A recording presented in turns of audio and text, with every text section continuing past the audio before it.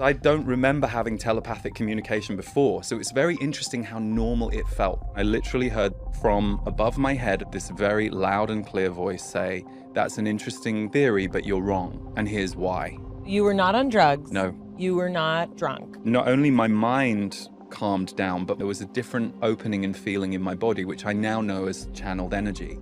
I said, "What are you?" And they said, "We are your guides." Lee Harris is a renowned psychic channeler. Over 1 million people a month seek his spiritual advice on health, relationships, and finance. Everyone is in relationship with other dimensions. We all have access to spirit and to our higher self or our soul. Do the Z's have any information about the Epstein drama? There is truth in it, and it is being used to divert your attention away from other things. They've talked about planetary control, and that's a current goal and aim for a very small shadow group on the planet. And that is something that's been playing out, they say, for a very long time, but it's rising to the surface to be publicly seen now. And the question is, how bad does it have to get before it gets better? Do you want me to tell you something about yourself? Uh-oh.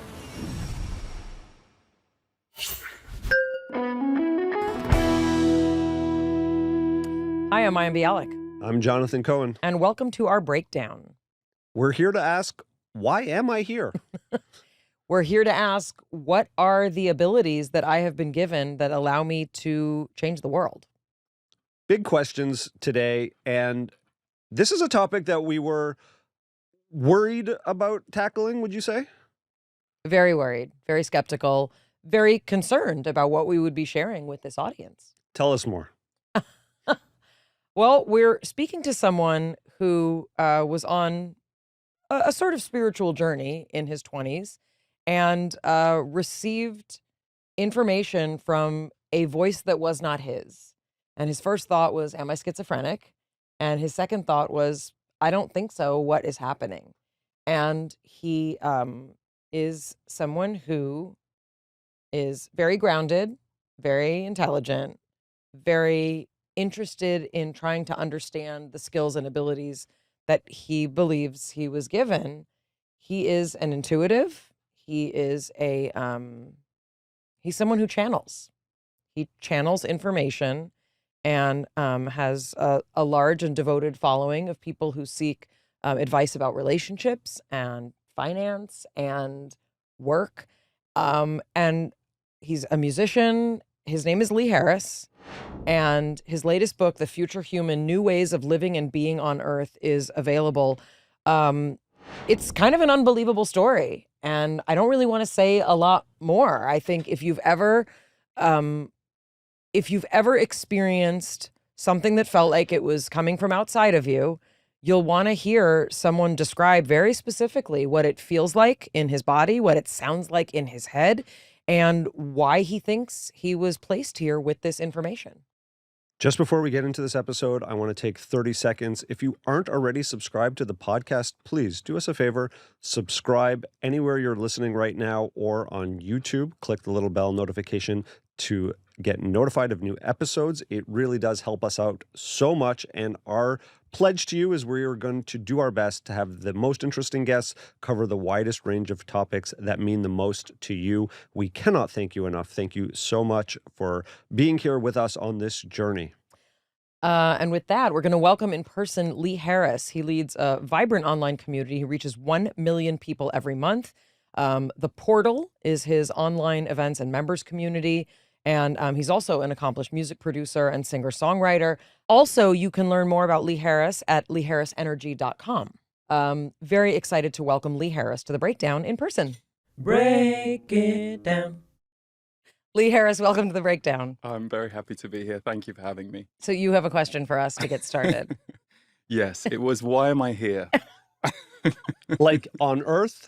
Well, no, that question I'm working on myself. I was very pleased to get the invite, but I was like, oh, that's curious. I'm curious why that was curious. And this is not because a trick question. We are such distinguished intellectuals in the scientific realm that he might think, why do we want to talk about some of this? Was that the reason? Like what struck you? I'll tell you. So I think I saw several episodes of your show about 2 or 3 years ago, and I thought it was great. But I think maybe at the time, I didn't think I would be the kind of guest you would have on. You could be right. Right. Meaning from years ago. Yeah. It was 2 or 3 years ago, maybe, when I first saw it. So I was familiar with the podcast, and then you are an imprint from my childhood because of beaches. Oh. So, and I always have said this about your performance in Beaches is one of those rare child actor performances where they got it right. Oh, that's really where sweet. the kid didn't just look like the person they had cast, but also had the energy. Like you believed that you and Bette Midler were the same person, which is super rare. So I watched Beaches so many times in my teenage years. So it was kind of trippy to go, oh, okay, I'm going to have to... I'm not saying that the answer is we search out people who love beaches to bring them on the podcast. Forum. In this very chair, quite recently, Johan Hari, who is not from necessarily the exact place you're from, but has a British accent. Right. He also was a huge Beaches fan, and we talked about it. And I actually just wrote a piece for Substack about Beaches and about that experience and how it came about.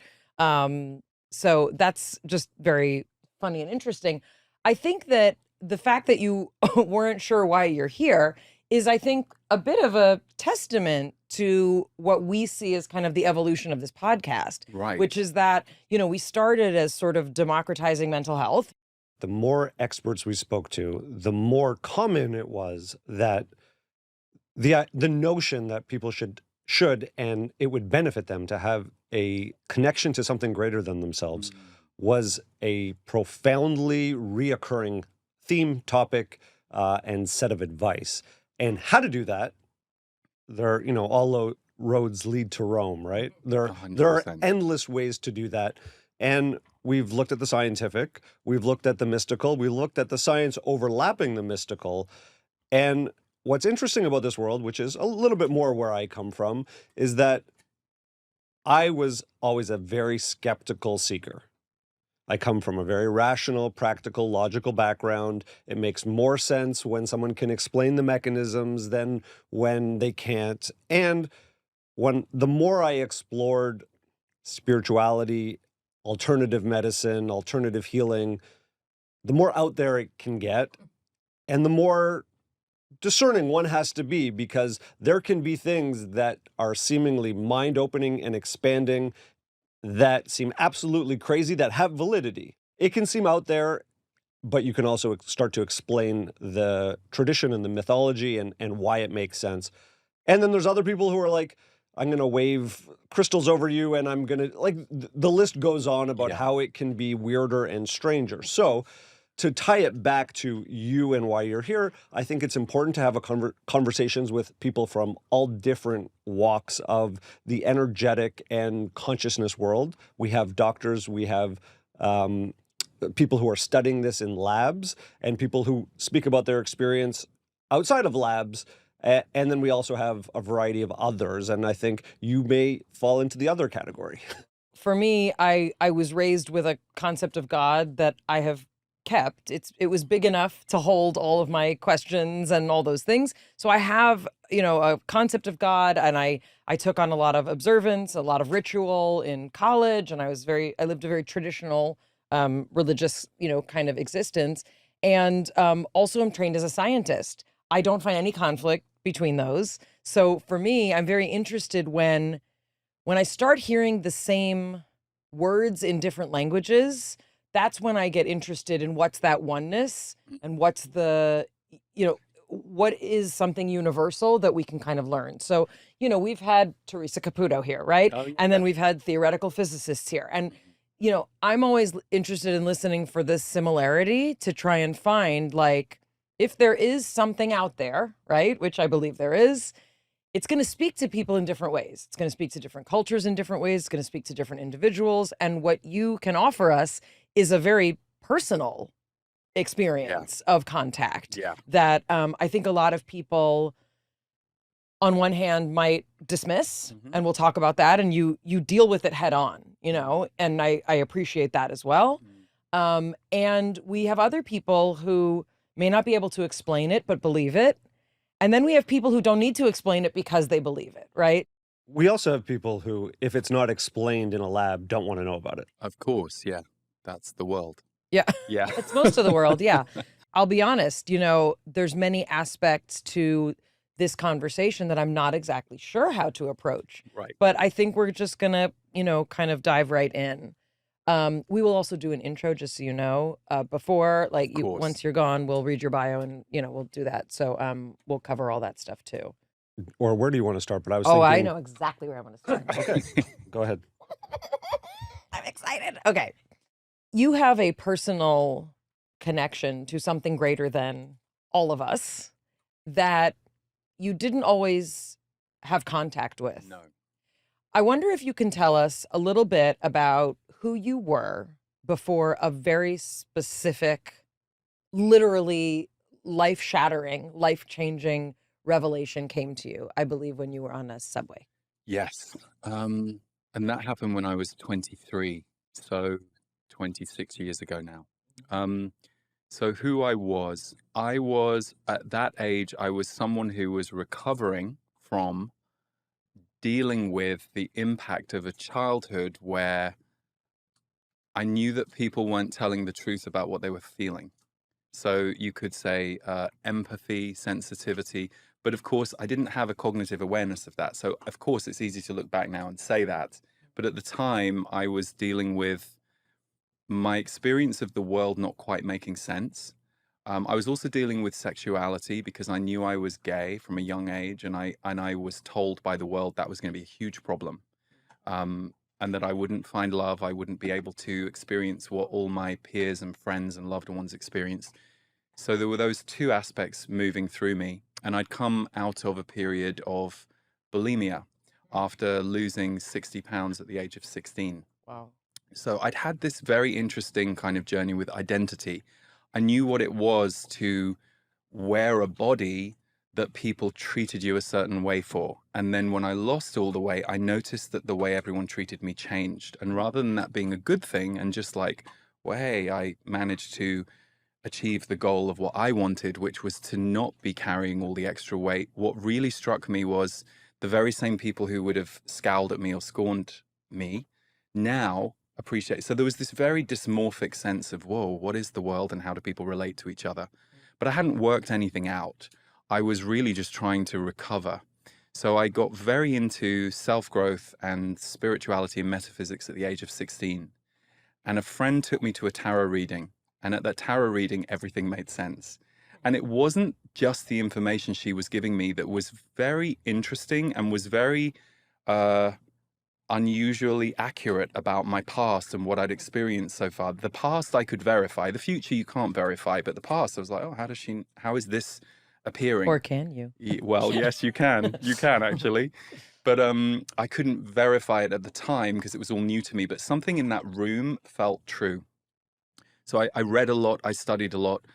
There was a book by Shirley MacLaine that was pivotal for me called Out on a Limb. But the one area of that book, and it was a huge book, lots of people read it, was she visited a channeler. And that was something I wasn't interested in. It wasn't something I thought, I loved tarot readers and intuitives, but to me, channeler was just a bit beyond. And a friend took me to see one. And I remember coming out of that with this guy and saying to her as we drove home in the car, well, he's really intuitive because he knew things about me he shouldn't have known. And the things he was telling me about my future were really interesting. But why did he have to close his eyes and put on a funny voice? He's clearly intuitive. Why the performance? I didn't need that. I'm a believer. I don't need a performance. Because he didn't seem like someone who would fake something. But channeling to me was weird. And it was not necessary. I was into self-growth. I was into intuition. Channeling was a step beyond. And then it happened to me. Mayim Bialik's Breakdown is supported by Mudwater. We love Mudwater here at Mayim Bialik's Breakdown. I especially love the matcha mushroom blend. I love the taste, and it really helps with morning brain fog. Jonathan loves their hot cacao for a calming nighttime ritual. Their OG blend is a mix of cacao, chai, turmeric, and adaptogenic mushrooms to help you feel focused without the crash. Just mix it with cold water or milk, shake it up, pour it over ice, and boom, you've got yourself a refreshing feel-good boost that actually helps you stay balanced. Every single ingredient in Mudwater's products are 100% USDA certified organic, non-GMO, gluten-free, vegan, and kosher with no sugar and no sweeteners added. Mudwater provides sustained energy without the spikes and crash of traditional coffee, but there's also caffeine-free blends available. Their matcha, turmeric, and rest starter kits are a must-try. Mudwater is available at Target and Sprouts locations across the U.S. It's never been easier to grab a cup of this friendly pick-me-up. Ready to make the switch to cleaner energy? Head to mudwater.com. Grab your starter kit today. Right now, our listeners get an exclusive deal, up to 43% off your entire order, plus free shipping and a free rechargeable frother when you use the code BREAK. That's right, up to 43% off with code BREAK at mudwtr.com. After your purchase, they'll ask how you found them. Please show your support. Let them know we sent you. Keep your energy natural and refreshing all year long with Mudwater, because life is too short for anything less than clean, delicious energy.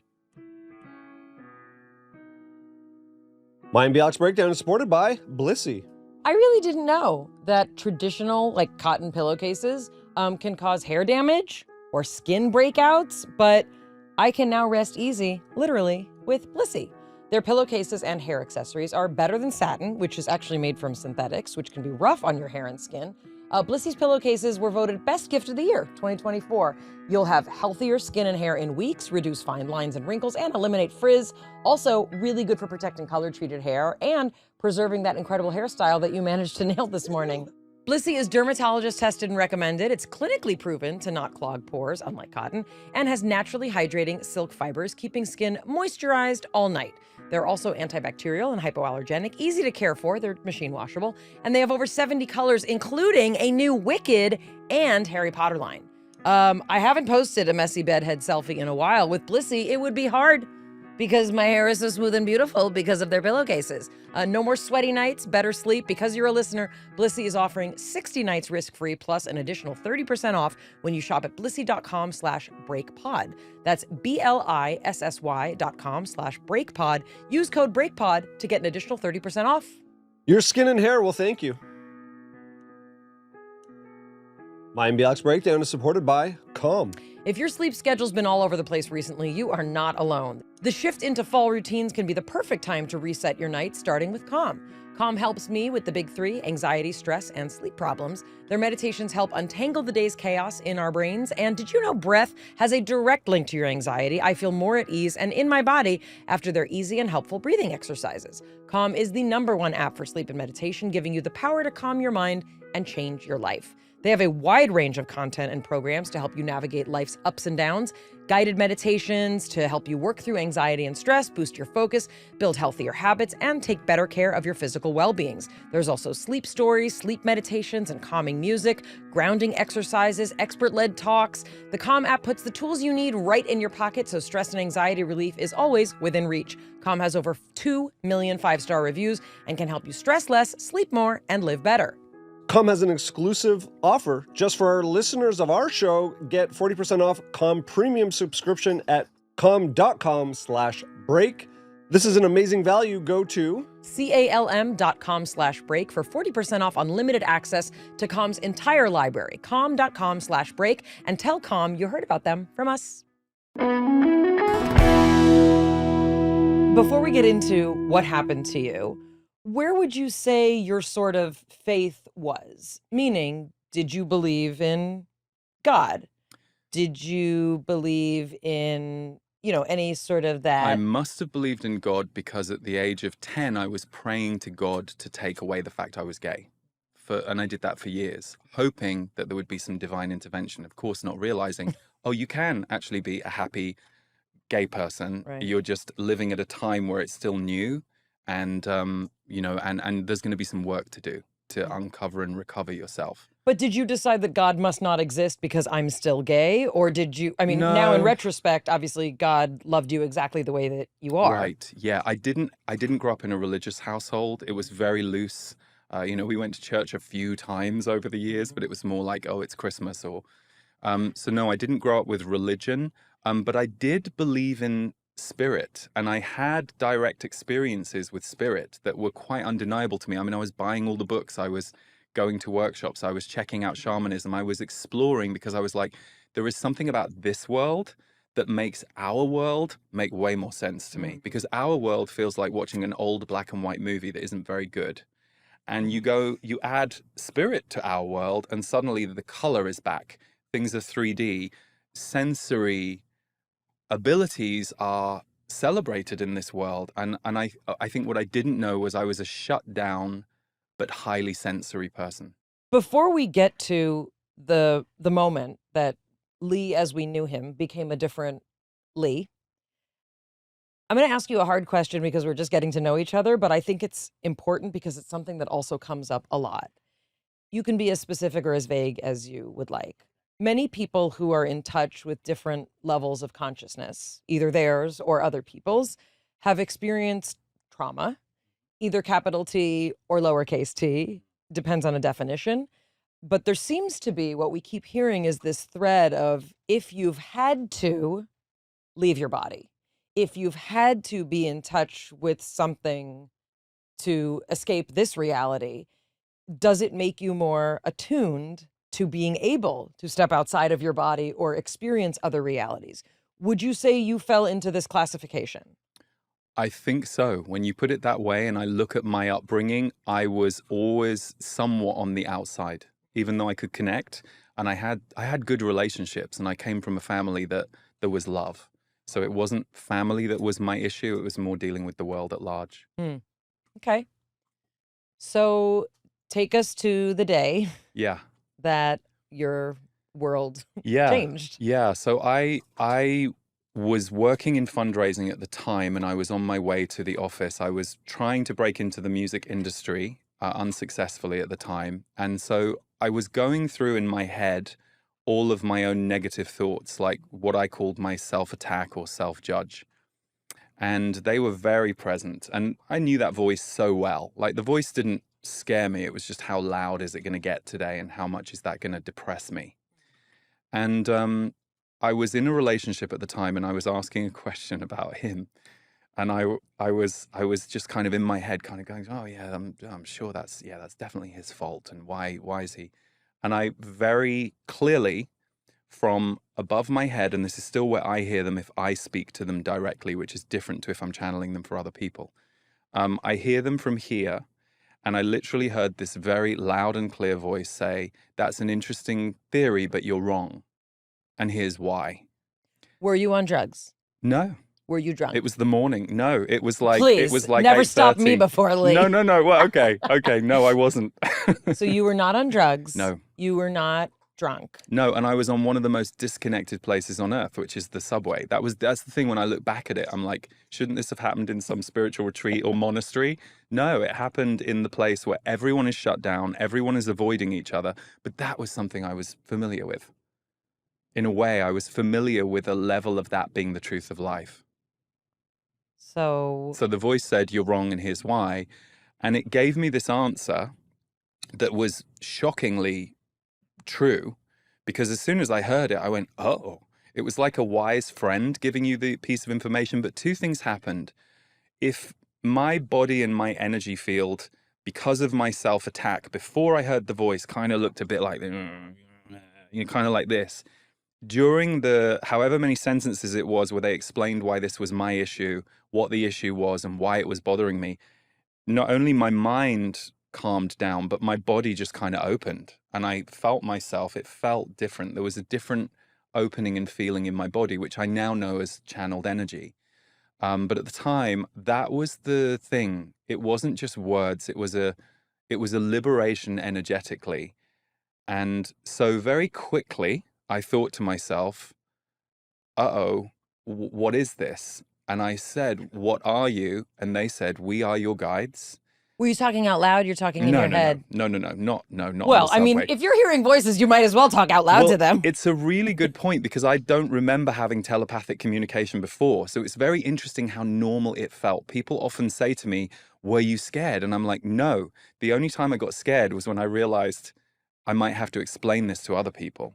I was completely comfortable with it because it felt so loving, so comfortable. Loving in a clear way. It wasn't pandering to me, because I asked loads of questions over those first few weeks and months, and it never pandered. It would always tell me if I was wrong and why, but not in a judgy way. But the kind of the thing that hit me when I asked, are you my guides? I said, do you have a name? And they said, well, we don't have names, but we know humans need names. So you can call me Zachary, and I'm the lead spokesperson for the guides. And at this time, I had never heard of a group. All I'd heard about was, I'd heard of a few channelers, and they channeled an entity or a being. So spirit guides to me was very acceptable. It wasn't like they said we're aliens from the 20th dimension, which I'd have been like, oh, I would have been scared of that. But because I understood they were my guides, I started this relationship with them that I would go home and I would write a question, then I would write what I would hear, like a telephonist or a receptionist. Okay. Okay. It's fascinating. It's fascinating. But I'm going to ask like an obvious question. Sure. And I want a real answer Sure. to it, right? So sometimes I'll think things Yeah. and I will hear the thoughts in my head, Yes. right? That's not what you're talking about. Okay, so this is what I'm interested in. When we talk to people, let's say, who've had near-death experiences, and they go away, Mm-hmm. and then they come back, Mm-hmm. they overwhelmingly come back with what can only be described as a download, meaning the time that they're gone is not enough time for them to learn the things that they learned that they didn't know before. Right. So Elizabeth Crone, a person who was struck by lightning, had a near-death experience. We've had her on the podcast. She received information within a few minutes that she was out that fills volumes Mm-hmm. of pages. Things about quantum time, like the nature of our existence, like the amount of information is like a download. So when you are talking about this, I might think, well, gosh, Lee, you just didn't realize that this problem you had, it was you. And you finally heard yourself speaking rationally to yourself. How can we know, meaning how could you know that this information was not literally generated by yourself, but was coming from elsewhere? Meaning you can believe it, which you do, but I want to know what it feels like to know that for you. I'm going to answer you now, age 49, which is, I know there is no elsewhere there. So now I just know there is no elsewhere. Yep. There are different levels of focus. We can focus in different levels of dimension, different levels of reality. It's all about where our focus goes. I also do not believe that what happened to me is, I guess it seems unusual, but Just a little bit. I know.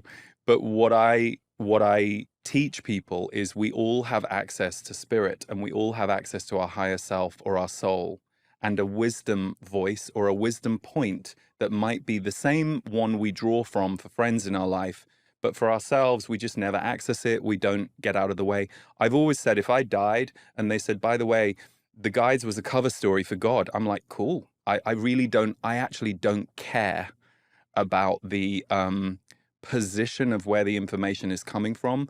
But what was undeniable to me was it changed my life. It changed my perspective. It didn't make everything perfect immediately, because like all of us, I'm a human learning my lessons. But it forever changed what I believed about this reality.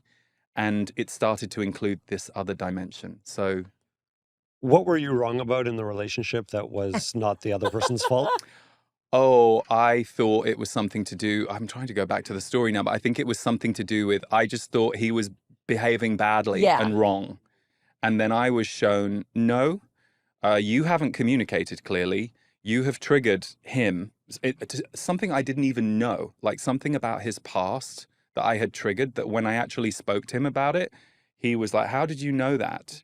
So this was, for me, if you're talking about evidence, there were things that they would tell me in those first few months about people that I knew, or things, aspects of the world, aspects of the planet that I couldn't prove.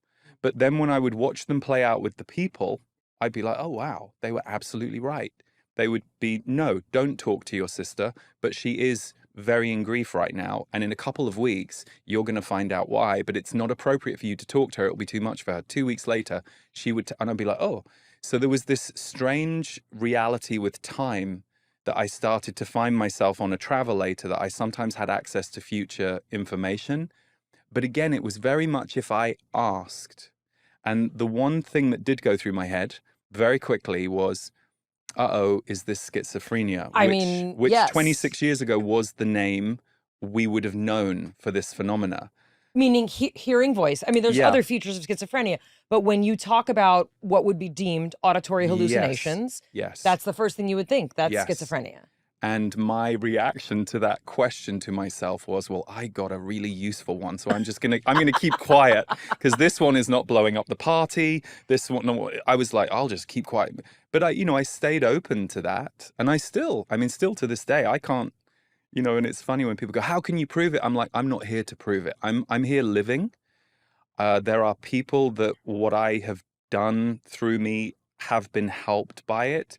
And I think probably my biggest job in the work I do is to be an ambassador for this, for other people's experiences. I've had so many people come up to me privately because of my public channeling, and they're like CEOs of huge businesses, and they come up at the party and they go, I wouldn't tell anyone else this, but I've been running my business through channeling for the last 5 years. So people confess and confide their experiences to me.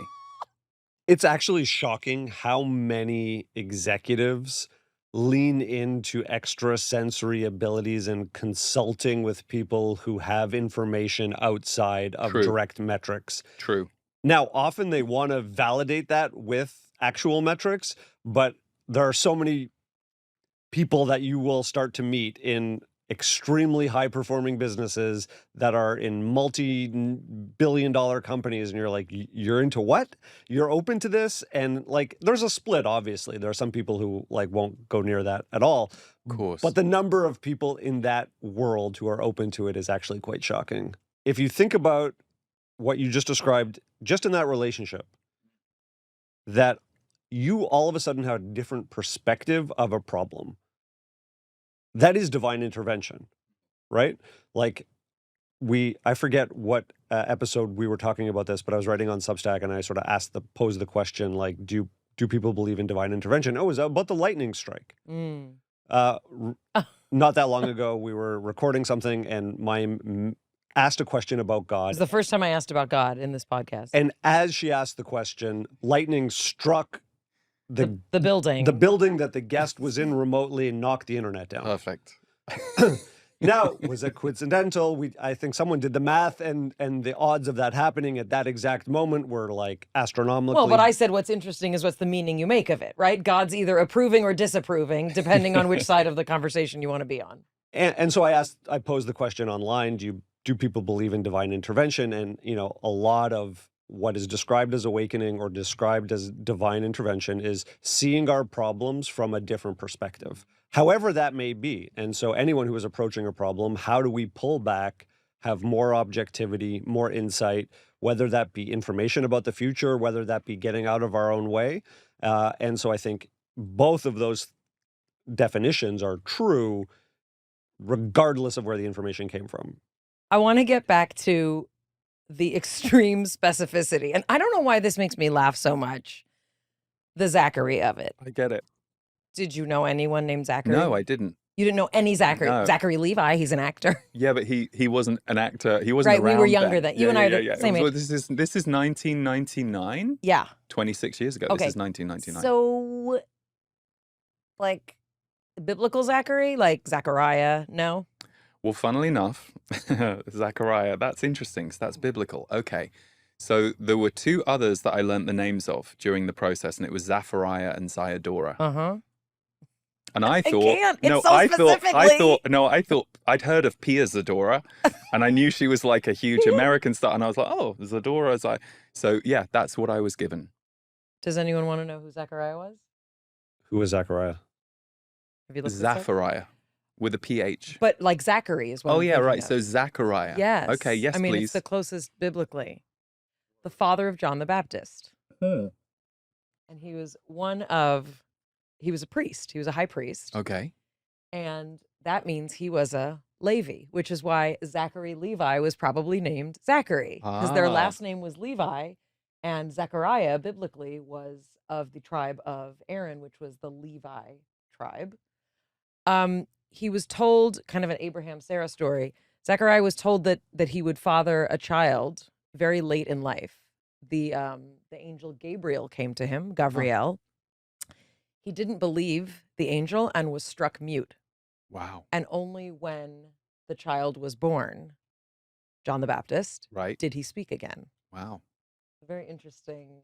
That's just the first thing I thought of in terms of Interesting. like the cultural vernacular of why Zachary might, exist in the ether. Very cool. Anyway, just a very interesting. And the number 88 also has very interesting. It does. I don't really talk a lot about like Bible code or numerology. And I know that certain people do, and I've been told what my manifesting number is and all these things. But in Hebrew, which is, for me, the language of creation, Yeah. right? In Hebrew, every letter is a number, Right. which means that every word also has a numerical significance. Right. So, for example, my name Mayim means water, and the number that the Hebrew letters line up for is 40. So I think of 40 as kind of my number, and there's 40 years in the desert, and there's 40 days on, that Moses was on the mountain. Anyway, everybody's name and every word has a number. So 88 is an interesting one. 8 is, as Matisyahu says, it's the number of infinity because it's one more than you know how to be, is how Matisyahu says it. Meaning the week is 7 days. 8 is one more. It's what you can't imagine. So the double emphasis, right, for 88. Interesting. It's like so beyond. Yeah. Anyway, those are Yeah. just the things that I kind of I don't know, that's how my brain works when I think about your The experience. piano is my favorite instrument, and 88 keys, and I That's didn't right. know that till years later. So I was like, oh, that's interesting. Ooh, so Yeah. interesting. Just before we continue, do you believe everyone has access to guides? I do. So I actually- everyone on Earth has Well, like put a it this way. handful of Oh, no, guides? let me put it this way. I believe everyone is in relationship with other dimensions, whether or not they choose to make it conscious. One thing I do know, and I think this is at the root of so many of our issues, we are all supposed to be here differently. We're all supposed to make up a jigsaw together. We're all supposed to have slightly different slants, slightly different talents, slightly different abilities, slightly different flaws. That's kind of how we're composed. So I don't think it's for everybody to have a spiritual path, but I always say I would rather be trapped in an elevator with someone who is kind and open-hearted than someone who is spiritually learned and hasn't developed kindness and an open heart. Because to me, the kind and open-hearted person is living with spirit. There are many people I've met who are spiritually learned, who are all about the data, and sometimes can behave very abusively under the guise of spirituality. So for me, it's not so much about what you believe, it's about how you behave. And I think that spirituality has, I know for me and many others, helped many of us become more aligned with who we're truly here to be and shed some of the human stuff that we're carrying. A lot of the people that you're talking about who are not acting overly kind, they have a great grasp of the language. Yes, or they have a hunger for power and they see that as being a source of getting it. And I think there are many, I've met many over the years. I've been in very close quarters with one of them. And so they're all a little different. But either way, it's sad for everybody. It's sad for the guru and it's sad for the followers if it's not coming from a place of benevolence or love or goodwill. Mayim Bialik's breakdown is supported by AG1. Jonathan and I have got our morning routine down for the past 4 years now. With a simple scoop of AG1 supports our energy needs, skin health from within, digestive regularity, food cravings, immune support, even a healthy mood. And now we'd like to introduce you to something that has optimized our nighttime routine by helping with sleep. AGZ is a nighttime drink with clinically studied key ingredients, including adaptogens, herbs, and minerals.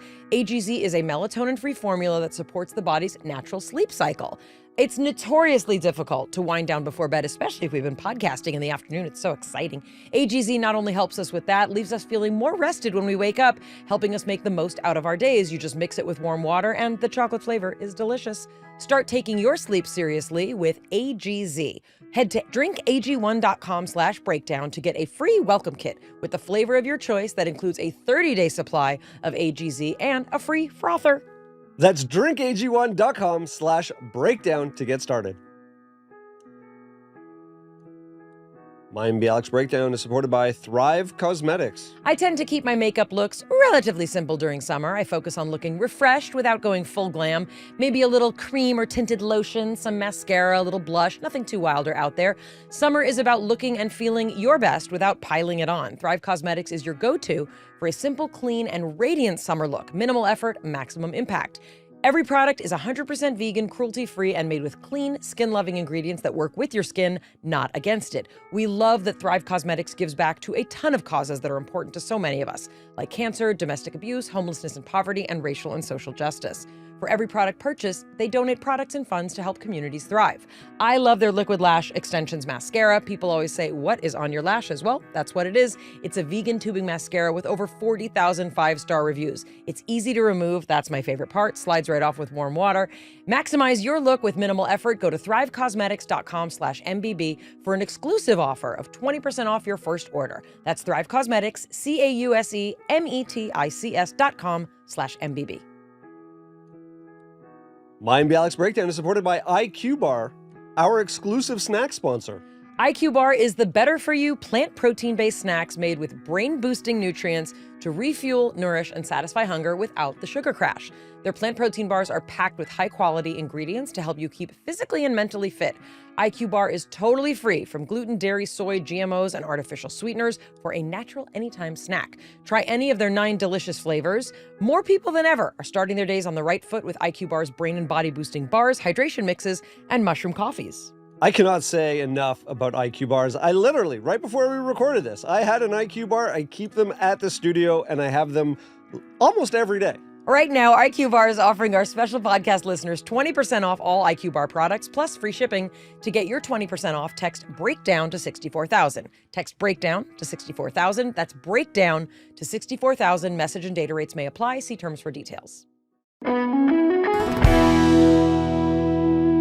And when you describe the physical difference when you got out of your own way or you had that change in perspective where you said you felt calmer, more relaxed, you had previously been stewing about the relationship, about what was going wrong, had some resentment potentially towards the person you were with. All of a sudden, that level of somatic calming as a result of that shift is also a hallmark sign of a higher vibrational consciousness, for lack of a better word. For me, it was a double whammy. So someone could have told me something that my mind could have understood, and that is moderately helpful. I'm a sensory person, so for me, it's more about experience. It's not that I don't like data or facts or certain things. I do in certain areas of life, but actually that was the tell. I think if I hadn't been in such self-judgment at the time, the blinding light of it wouldn't have been so contrasted. That I didn't, like you said, the day that my life changed, I didn't know my life changed that day. I didn't know I would end up doing this for work 5 years later. But my life did change that day, or it reconnected, it kind of plugged back in. I think it's pretty specific. If you've never heard voices and then all of a sudden you do. I guess so, but you have to remember I was 7 years into a reconnection to, the world is not just what all these humans are telling us. And actually there were lots of humans who were talking about spirit, whether it was cultures who hadn't lost that connection, or whether it was individuals I met along the way, healers, the people leading workshops I went to. There was if you like, a faith or a connection to spirit that I also experienced as true and beneficial. Well, and I think also, again, I'm looking for the similarities here. When people talk about like precognitive dreams, let's say, or when people come back from near-death experiences or some kind of trauma with extrasensory abilities, right? Things that we cannot explain, right? In many cases, what they describe is that it's indescribable in the language of this world. So true. So when you talk about, receiving this kind of like, and I don't know what example will resonate with people most, but let's say you think you're in love and you have all these relationships, and then one day you meet a person for whom that connection is different, and you realize that all the other times when you thought you were in love, that was a different set of emotions that are valuable and interesting, but this is not that. If you've ever meditated and you're like, oh, it's quiet and the thoughts, they're like washing over me like pebbles in a river, right? But then you drop into a place that's like, where am I? When is it? And did I eat mushrooms by accident? Then you know that's a different place than this. So what's interesting to me is there may be other times in your life or any of our lives where we're like, oh, I'm hearing these voices in my head and I'm like talking to myself and I'm having a convo with myself. But what you're describing has a different physiological component in that you're experiencing something physical and different. And when we had Teresa Caputo on, Suzanne Giesemann, there's like a look in their eyes when people are channeling that's like, oh, that's not this world. There's something else. Yeah. I don't know what it is, and I can't speak for you, but that's what's interesting to me is that what you're describing is it's something altered, Yes. right? Yes. It doesn't feel what we know to be here in the same way. But the more it becomes part of your life, you start going, oh, there are a few worlds on Earth. And most of the time, most of us are living in the one that we're in this body, we're in this identity, we're having the life we're supposed to have. But many people, when they open their spiritual connection, it suddenly changes everything. Now, there's a difference between when you get information for yourself and when you get information for other people. Yes. I want to tackle that, but right before we do, define channeling. Yes. And I want to know also more specifically, like we just got to Zachary.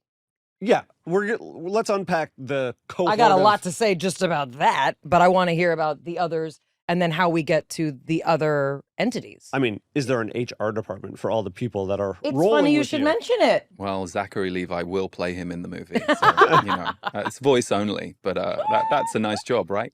What is channeling? So a couple of things. I say that you're channeling when you are when you're just flowing with something you're really good at. So some people who cook and they don't follow a recipe book and they get out of their head and they feel really alive, to me, there's a level of connection and flow. So on a broad level, we can be channeling, musicians channel all the time. Songs come from the ethers and all of that kind of realm is a whole other realm. Flow. There was an interview I saw recently with Bob Dylan at the height of, or actually it was near the end of his career, and I forget who the interview He still has was. a career. What are you saying? It was... I actually don't know where Bob Dylan is these Oh, days. for So Pete's I'm sake. sorry, Bob. I apologize. He's his own prophet. But they were talking to him about the early days of his career. Yeah. And he was like, I don't know where those songs Yeah. came from. They just appeared to me. They Right. just arrived. And he was actually acknowledging that, like, at this stage of his career that he was at during that interview, he couldn't do that anymore. And Yeah. that was okay for him. But there was clearly some opening that he had and access to something there that, like, was unlike anything else that he had experienced. True. And my own guides said to me years later that they got to me first through songwriting, which happened to me at 21, 2 years earlier. And when that happened, it was magic. I loved music my whole life. And all of a sudden, I'm hearing melodies tied to lyrics and I would literally hear it. And I knew enough chords on the guitar at that point to kind of get the song down. And still to this day, when I create music, the music is often, it just comes through, or the lyrics, some songs are just there, fully formed within 10 minutes. And you're like, how? But I think this is a really interesting, like, overlap that has some tension to it in the definition. Because some musicians may say, Oh, absolutely. I create the songs and Absolutely. my brain is working something out and there isn't a magical open consciousness quality to it. Rick Rubin has a little bit of a different philosophy where he describes artists as having antennae and that they're sensing and sort of translating whatever type of consciousness is around. So like there's like this overlap. And what's interesting is that a lot of people who describe having access to spiritual experience or extrasensory experience, spirit guides, ability to visually imagine, describe a level of access in their childhood to creativity that sort of seems to form the fundamental building Interesting. blocks of their ability to later participate in what is considered extrasensory. Ah, that's interesting. So creativity was my safe space. That was where I was prolific, and that was where I could create. I still to this day, if people ask what, people always want your identity. and people want to know what you do for work, and then they assume that means that's who you are. And for me, I'm a creator. Like, I'm a creator and a builder. I've been that since I was little. It just so happens that right now, my path is to create and build in the realm of spirituality, self-growth, transformation, and music. Going back to the overlap, both positive and, concerning for those people who are trying to discredit this idea. Yeah, people might say he's just creative. He's making it up. Sure. That's the rub, right? Is like, on one hand, people who are in that flow state can have awareness and words that come to them that they've never thought about before, and things come together in a way that seems magical or extra abilitied or divinely intervened. And on the same regard, people can say, well, we're just kind of making it up and being super creative. And these super creative people have the ability to see from multiple different perspectives, and therefore it's all within them. I personally like the story, and I have a similar experience. And at a certain point, it became like, how much am I making up? Like, where's the objective reality in this? Like, is it a really interesting story? Is it true? And you can kind of gauge by the felt sense of the people that you're sharing the information with. But there is a level of creative imagination in order to make sense of realms that can't be quote unquote seen with our normal eyes. Yeah, and I think this is a really important point. One of the shadow sides of channeling that I quite quickly saw, because I was taken into the channeling world, which I didn't even know existed. I was from self-growth. That was my passion. My passion was go to a workshop to kind of uncover your crap so that you can come out happier and a bit lighter and do what you're here to do. That was my jam, and I thought that was fantastic. I quite quickly got taken into the channeling world through a partner I had who was also an author and a channeler, which was a very big and important relationship for me. And he was a speaker for a group, and I was invited to be a speaker there. And then I was invited to be a speaker at other places. And what I witnessed in the channeling world that was a shadow then, and may still be for some people now, it may hopefully be less now, was a lot of worship energy. And this idea that, oh, if the channeled entity said it, then it must be superior to everyone else. And I was always the opposite. I was like, no, the channeled entity is like any good friend giving you advice, and you might take on their advice. And because of their advice, you might not use their advice, but because it gives you a chance to look at it. I was so against the idea that you're here as some puppet, that you're supposed to follow spirit's instructions. I don't ascribe to that. That to me is actually an unspiritual philosophy, because to me, our spirituality is our humanity and what we're doing here. I talked to you about beaches. You put an imprint out into the world energetically with your performance, and everyone involved in that movie. That movie I think was so huge because it was an emotional release valve. We didn't see many women friendship stories. It was grief, which was taboo still at the time. And I think the reason it hit a nerve was it was a beautifully done film, but it had a lot of powerful feminine energy that we were missing. And back then, movies were key. I'm not saying they can't still be now, but I was recently saying to a 25-year-old friend who was like, I'm not really into movies, I'm more into spirituality. And I said, movies and music were my gateway before I found spirituality, and I still can enjoy them. But I explained to her, I said, they served a purpose 30 years ago that is now being served by other things as well. So they still have their place. But 30 years ago, there were very few places that we as humans were allowed to go and feel and witness ourselves, and especially because therapy was taboo. But you could go and watch a movie and go, oh, wow, I identify with that character. And so, for me, the movies were like church in a way because of the experience I would have. But to your point, I think the thing about channeling that people forget is there is a level of making it up. Meaning, I am not donked on the head involuntarily and pushed onto a stage to channel for people. I'm agreeing to the whole experience. I'm collaborating. And they have even said this, and I agree with them, to the best of my ability as a human who has a capacity for words, which they've said they use my capacity for language and they use my capacity for empathy. It's still limited. It's still a very humanized version of what it would be there. They've talked about music in their realm, and they've said you wouldn't like it. It would sound discordant. It would sound atonal. It would sound arrhythmic. you need melody because it lines up with the heart frequency, which is your gateway on earth.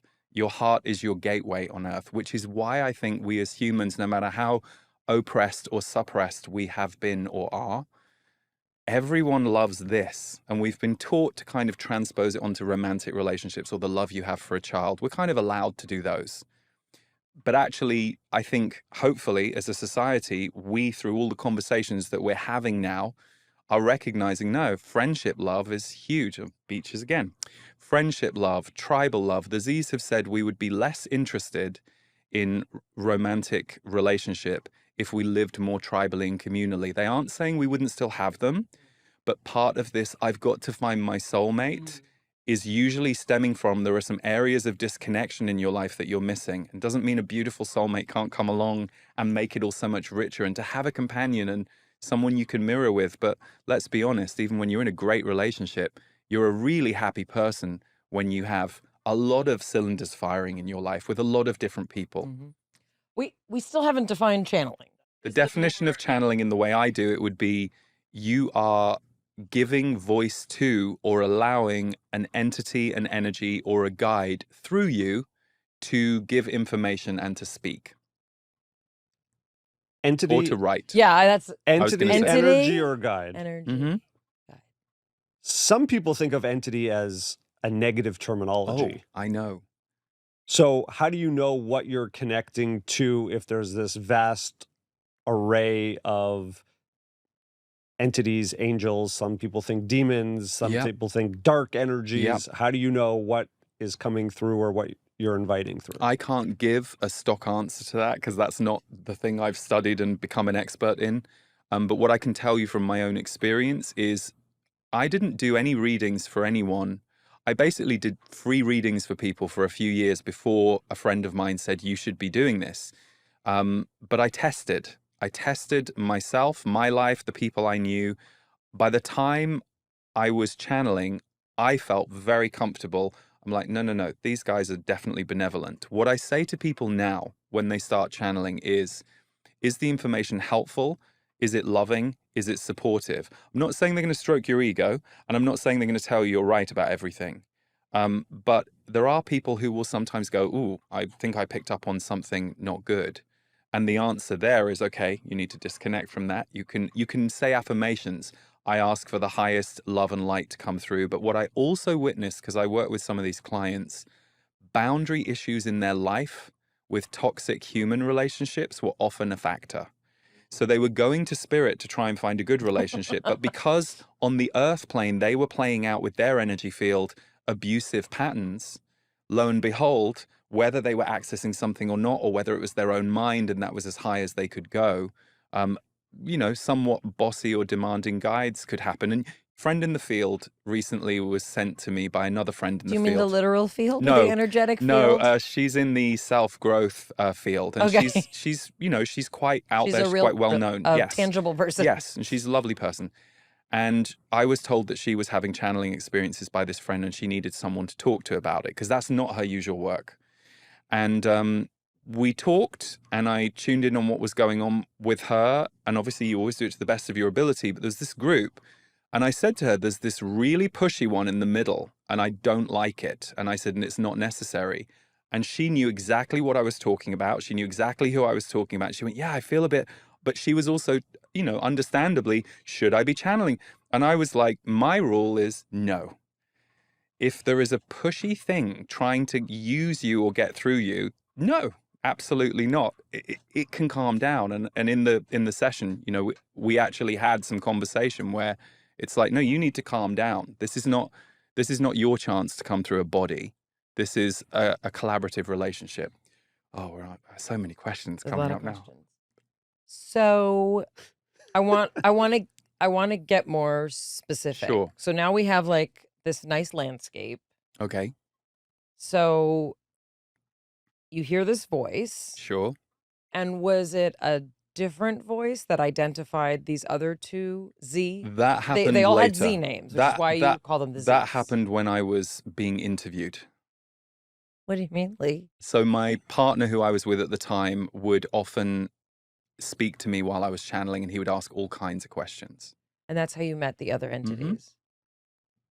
And so the information that comes to you is that there are some entities that are They're a large group. I've been told they are 88 beings, but that they can also extend wider into source, meaning source energy. So they said, you often think of yourselves as fixed. We are not fixed as humans.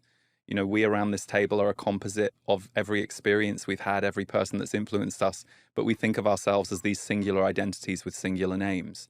And they said, we can also access other beings, other dimensions to bring the information through. So they're not, it's very tempting to try and think of it as a fixed group or a fixed, things aren't very fixed when you get off Earth. And that's the kind of rabbit hole I've learned from. Like the more questions you ask, the more mirrors open and the more you can just keep going, which is why I think at a certain point you have to decide, is my goal here to just keep opening more mirrors?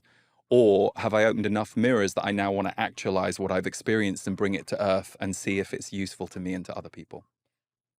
Yes, those are further down the road questions. I'm still stuck on you're on the tube Yes.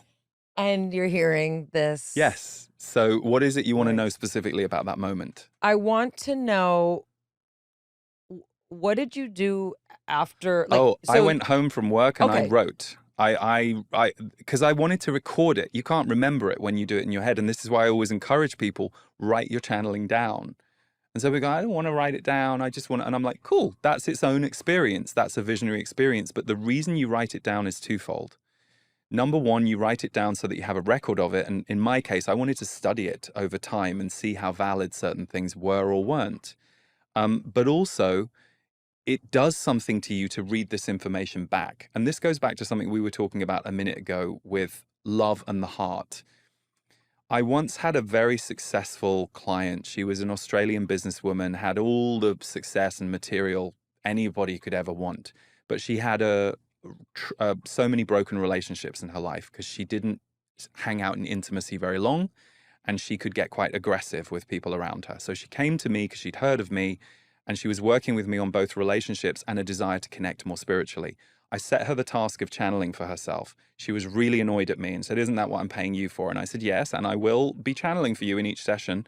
But trust me, I just need you to go through this process for a few weeks. She did it. She came back and she said, well, I did it, but it didn't work. And I went, oh, okay, so you've got no words. And she went, no, I got words, but they were ridiculous.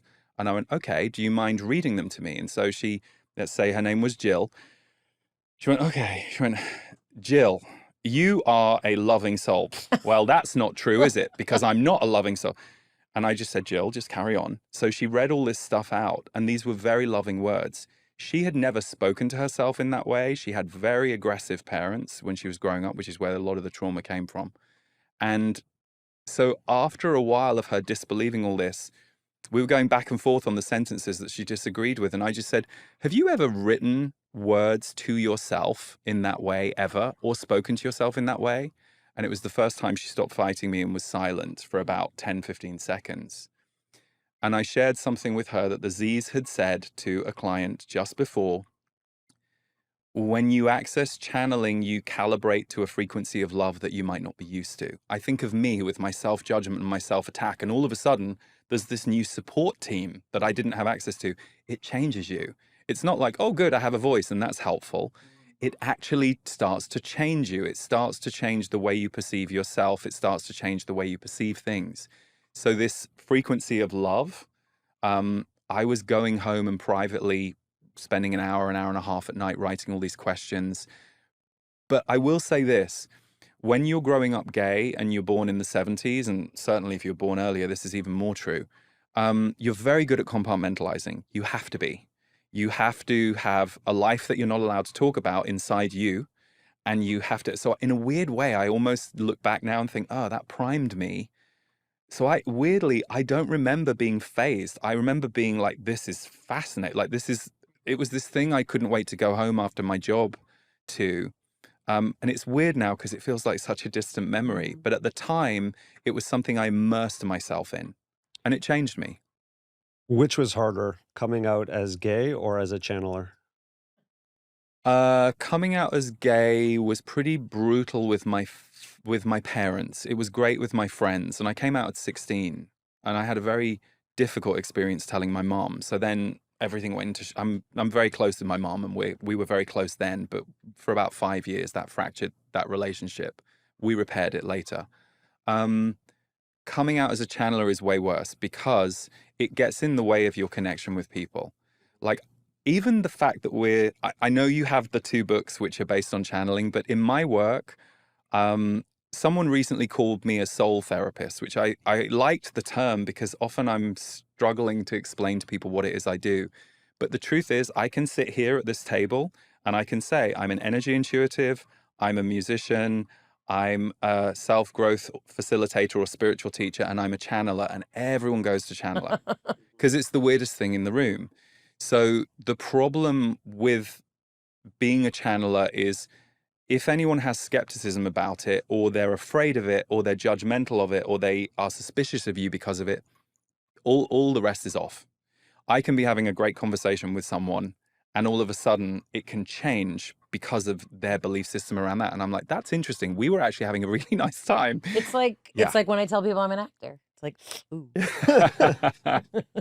I do have a problem with the term because what is the difference between that and just receiving information? I agree. You said you're a musician. Yeah, musician, energy intuitive. Energy intuitive. Spiritual teacher is not a term I like, but self-growth teacher, facilitator. Great. And then channeler. So let's just focus on energy intuitive for a second. Yeah. Because we've talked about on this podcast before that I think the word psychic has been co-opted, misused. Totally. There's a ton of misinformation and people, it doesn't work for a lot of reasons, right? So people are looking for alternatives to describe what it means to sit down with someone and have either intuition or empathy. It could be that you sit down and you can feel them. Yeah. And also, I think this is a good place for me to say, it's not that I have a problem with energy. No. And it's not that I have a problem No, but the term, with, I understand. right. So yeah, like it's not that I have a problem with intuition. And I think it's important. Like, we didn't ask you here for me to like disprove your experience. But for me, it's like, I don't know if there's a difference between, look, some people are better at reading people than others. Like, that's something we're all comfortable saying, right? Yeah. Right? Like, but that's some what I'm talking people- about. You can sit down and sort of feel someone, and you can feel someone on multiple planes of existence. No, there you lost me again. But I'm going to tie it in. What do you mean? Okay, so You feel, sorry, you feel them on multiple... So what does it mean? So when we were talking to Teresa Caputo, she says she uses herself and she gets signals herself about information. So she's like, when someone has a death in a certain way, I taste, and she described the taste, right? So for example, when you sit down with someone and you are highly empathic, or you have, you're an energy intuitive or whatever that might be, it could be like, oh, what's going on for you? I can clearly feel it's grief. Oh, it's not a mystery. Oh, it actually feels more like romantic grief than it does a parent. You can feel the difference? If I walk into a room, because I was raised in a crazy house, if I walk into a room, I can pretty much clock where people are at.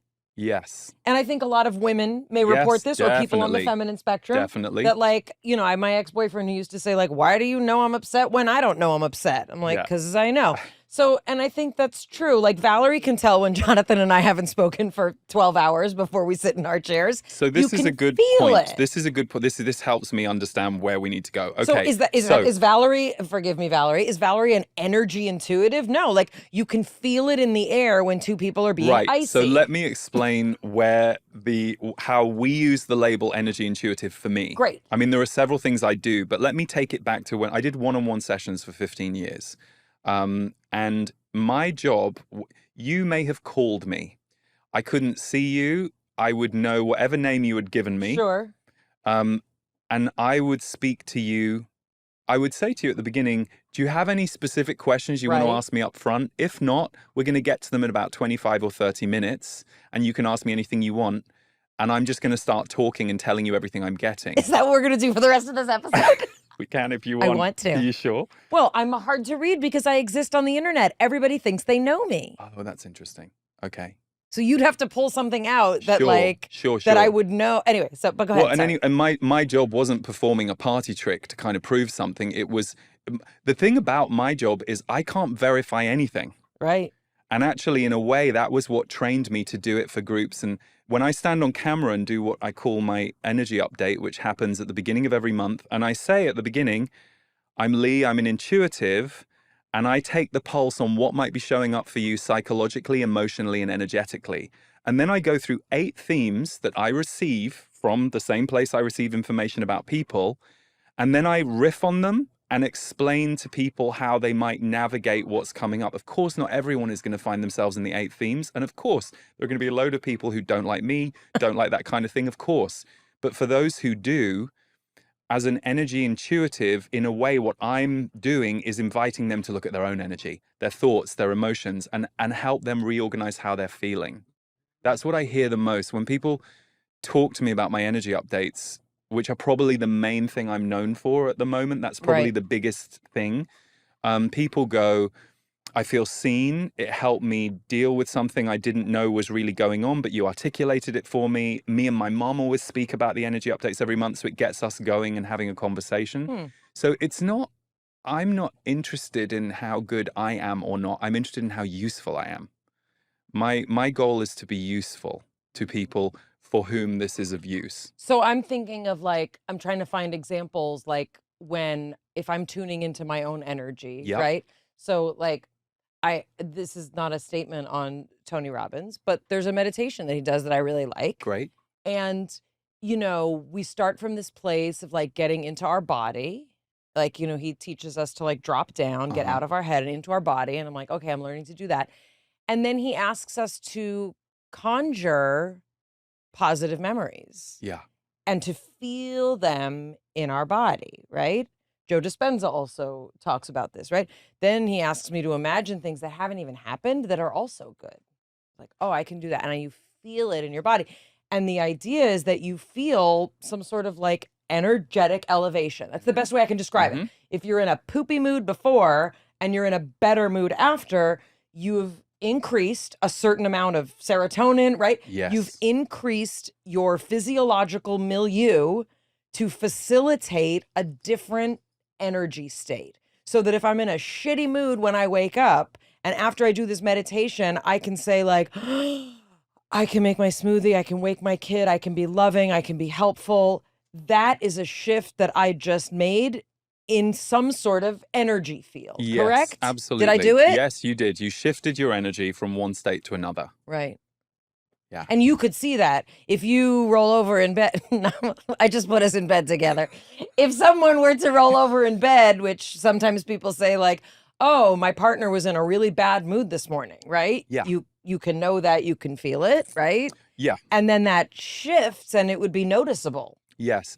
And there's a difference between being able to recognize someone is down or knowing perhaps one of the reasons why. Ooh. That's the difference. Empaths can feel energy. They have different levels of skill as to how much they can interpret what's going on for the person. That's where the more psychic channeler side comes in. So I've met many empaths who are like, oh my God, I'm just feeling all the emotion in the room. My advice to them is always, then you need to learn how not to. Because otherwise you're hostage, because usually empaths are not hostage to joy. No, we're They're not. hostage to pain and suffering. 100%. And I went through that myself. So what I had to learn to do was train myself as to where and when I focus. It took me years and years and years. And there'll still be moments in my personal life where I'll come up against it. But, having recently met some empaths who are very much in that journey of, oh my God, I'm just a sponge. Well, I think I'm just responsible for the whole world suffering anyway. So then I have to feel it all. And on some weird level, no, you're not responsible. I'm not going to break it to you. No. But we do need a beaches too. I'm just saying. No. No. On some level, what the Z's say we're here for is to go on our own path of healing and to the best of our ability, help elevate the frequency of the planet. The problem is people think they have to do it all by themselves. So the isolated empath or spiritual person goes, I'm really supposed to help save everyone. And we get into bad discernment over what that really means. Our job is to do the best we can and to heal our own stuff, because we've all imbibed what they call the human energy template.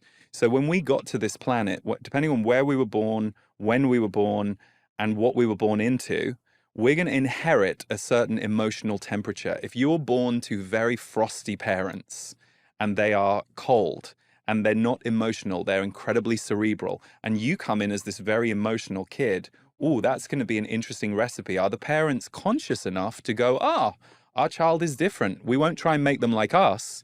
We'll try and support them with what they need. Or, as is common for most of us growing up in prior generations, the parent thinks the child is wrong, Right. and tries to make so then the squeeze them parent, into the mold kid that they- then has to unpack all that stuff. We've all imbibed and inherited certain energies. And the one thing they say a lot, which I love as someone who was so good at self-attack and blaming myself for everything years ago, they always say, it's not yours.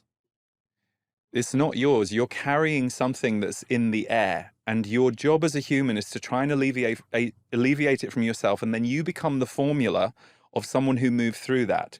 It's why the friends who are now in horrible grief, but you went through horrible grief 10, 15 years ago, and it almost killed you, but you got through it. They're talking to you about their grief without even knowing why. They don't know what you went through, but there's something about your energy field that is a place their grief can start to elevate. So this is how energy fields work, and the collective energy field of the world, as we know, it's not great down here. Like, one of the things I had to come to terms with, which helped me as an empath, is like, oh, there is brutality and suffering and darkness on this planet. I didn't want to fully acknowledge that, even though I'd had some of my own experiences around that. And I also had been adjacent to people who'd gone through some horrific things. But once I realized that, it allowed me to stop trying to fight it with the light and instead go, okay, we're on a planet of duality. There's light, there's dark, there's up, there's down. I need to do my best to stay as balanced and as centered as I can and move through it. And I'll keep learning as I go. So in a way, what you just said, I think many of us have worn that mantle of, I've got to save everyone's suffering. I think it's actually a spiritual truth, but we aren't supposed to overly personalize it or think we should do it all ourselves. There are a lot of us here on the planet. There are more people want good than don't. I mean, it's a very small group that managed to, bring a lot of darkness to the planet. The Z's have said that. And then because of social media, it gets amplified, right? Of And so course. people start thinking that is When we're at a party of 50 people, and it's 50 lovely people, and one person has a massive tantrum in the corner, who do we go home remembering? I was at an event recently where there was a big drama, and 5 of the people who were there were saying to me, wow, that was a real drama. And I said, let's not let that be the first thing we parrot about our friend's event, because our friend had a lovely event that something went wrong in, and it wasn't that friend's fault. Let's not tell that story. But I knew why the people were doing it, because I would have done the same years ago. Drama gets our root chakra, and drama and inflammatory, and it's so magnetizing to us, or it has been. And the trick is, can we magnetize and create something else on the planet? You guys are doing it with this podcast, for example. Tell us about it.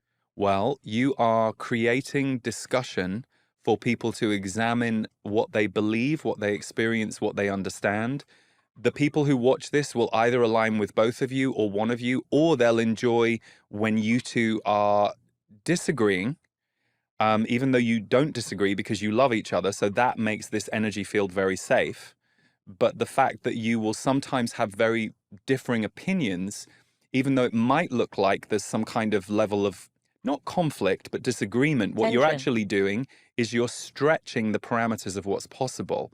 And we all know that at the moment on the planet, if there's one thing we need to be able to do, it's to have healthy, loving disagreements rather than people get triggered by something they disagree with and they just want to kill the other person. I mean, that's a very good explanation of what we call our healthy tension. Often we describe different sides of a similar experience. How do I know when I'm talking to you and when I'm talking to the energies that you're channeling? Because when I channel, I now close my eyes because I don't like channeling open-eyed because people start looking at your eyes. creepy. And it's creepy and it's kind of distracting because my job as a channeler is to kind of, as much as I can, bypass my own mind. So if someone's looking at me, so I stopped doing that So after a you're while. not, you don't want to be receiving that information. I don't, 'cause you no, need to I receive don't want that. them trying to take that energy from my eyes. Right. That was what I noticed at workshops. I was like, oh, this isn't. And also, they're getting distracted, and they're also thinking You have that very I'm pretty the eyes. thing that. Thanks. They're thinking that I'm the thing that they're supposed to be attaining, and actually, that's not true. I'm a person who is putting something out into the room or bringing something through me that is designed to help them find themselves. Okay, here's a fun question. What's the longest time period you've ever channeled? Like, do you go on like 48-hour channeling no, experiences? God, no. So what's it like? No. Because I get hot. So if I channel for, okay, you have two books in front of you. You have Yes. Energy Speaks and you have The Future Human. The Future Human is a book I did with Regina Meredith. Yes. That was a very intense book for me as a human and as a body to do. Yeah. And it took me about 2 weeks to recover. We did about 3 hours of channeling a day. Well, with can a you lunch explain the break. format of the book so people can understand? Got it. So Regina Meredith is a brilliant journalist with Gaia TV. She's a truth seeker around the hidden in the world and the shadow of the world. So when we decided to collaborate on this book, I did know that some of the topics we would be going into would not be the kind of topics that I would personally spend time in. They aren't actually, it isn't good for me to spend my time in too many of those areas, but because I trusted Regina and I know how on it she is with her research, I said yes. So the book is a series of conversations, and the audible version is the actual conversations as they happened, of us sat in the studio, I'm channeling, and she is going through all these questions about our world today, war, AI, technology, human health, how did we get into this state? So it's, it took me 2 weeks to recover. But all of the answers are from this entity, The Z's, yes. And I call them the Z's because my audience started calling them the Z's. They never knew whether they were going to get Zachary, Zayadora, or Zaphariah. And then around 2013, they said, we're no longer differentiating. We're just going to speak as one group because you need unity, not differentiation. So we're just going to unify again as one voice. Who are the other 85?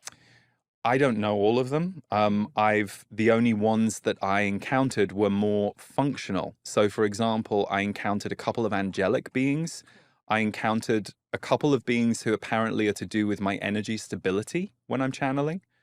So, there's all kinds, there's engineers, there's admin, there seems to be a whole kind of, not everyone is on the podium in that group, and nor should they be, I guess. Do you write them all out in case we ever meet all 88? No, I am the worst.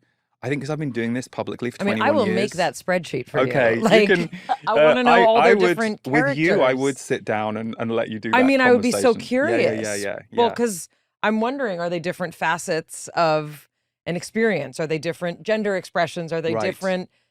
What purpose, right, do they serve? And there was, Zachary obviously is a male name, and when Zaphariah and Zayadora came along, they said you would understand Zayadora as the feminine to Zachary's masculine, and you would understand Zaphariah as right in the middle, kind of equal male and female. And they said how you understand male and female is not how we would term it. But I was a little embarrassed to, I had an audience for my channeling when Zaphariah and Zayadora emerged, and I'll be honest, most of my friends are women, and, I love women, and I was a little embarrassed to be going out there saying I was channeling female entity. I was like, oh, is this okay?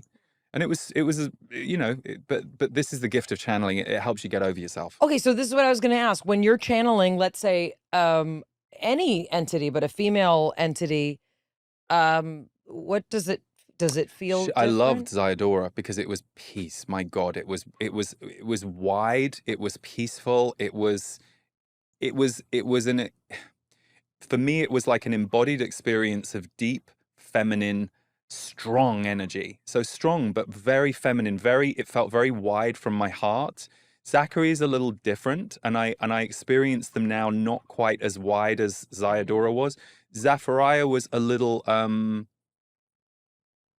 uncomfortable for me because she had a personality. which the others don't really. So she had a bit of a personality, and so it was a bit odd. And how do you know who's going to show up? Well, now they're through? just they said in blended. 2013 we're just going to be one group again, because it's better that people aren't focused on who is it, what gender. Yeah, Yeah. no. Yeah. So what does the voice sound like? Is it male? Yes. Is it- Yeah. So when I hear it, it's still the voice of Zachary, and when it comes through my Got it. body, it sounds like, I think, a slightly faster version of my own voice, and a little more He's British. yeah, actually more British than I am. Which again is interesting, because you'd like to have some control over it, but you don't. It's like when you choose your Siri. Yeah. Kind of. I have a friend, Wendy Kennedy, who's a great channeler, and she kind of sounds Australian when she does it. It's interesting. But she's not Australian. She's not. She's Interesting. very American, although she's quite European in spirit. When you sit down to channel for someone, for example, if you were to channel for me or for Mayim or for us as a Yes. group, An entity. is it that you're just getting information from your guide? Do you think that they have consulted with what our guides want, and then there's some sort of back channel communication which Right. then gets do delivered to I have you? a Zachary? No, you have someone else. Well, I don't know. Maybe Zachary's no. Source is the same. Yes. You're getting messages from your guides. Right. Great. My assumption Yeah. is that your guides have had some backside communication Right. with the guides of the people that you're sitting to course. communicate What with, everyone would assume. and then you're filtering that through to you, whereby, or you could have connected, for example, directly to Mayim's guides and then heard that directly, but the way that you operate, you actually have a relationship with the Z's, so the information would get filtered through the Z's. The Z's are not Mayim's guides.